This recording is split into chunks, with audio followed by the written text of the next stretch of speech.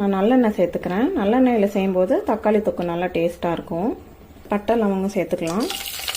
பூண்டு சேர்த்துக்கலாம். வெங்காயம் சேர்த்துக்கலாம். பச்சை மிளகாய் சேர்த்துக்கலாம். நல்லா செவக்க வதக்கிடுங்க.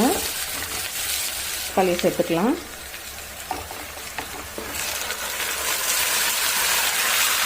நான் இதில் 3/4 ஸ்பூன் அளவுக்கு உப்பு சேர்த்துக்கிறேன். மஞ்சள் தூள் சேர்த்துக்கலாம். அளவுக்கு மிளகாய் தூள் சேர்த்துக்கிறேன். ஸ்டவ் மீடியம் ஃப்ளேமில் வச்சு இது நல்லா வதங்கட்டும். கொத்தமல்லி இலைகளை தூவி விட்டுக்கலாம்.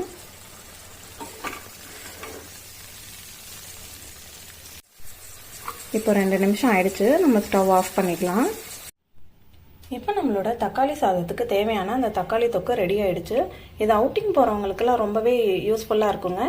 இந்த மாதிரி 1 டே பிஃபோரே நீங்கள் இந்த தொக்கு ரெடி பண்ணி வச்சிட்டிங்கன்னா நெக்ஸ்ட் டே நீங்கள் சாதம் கிளறி எடுத்துகிட்டு போகிறதுக்கு ரொம்பவே யூஸ்ஃபுல்லாக இருக்கும்.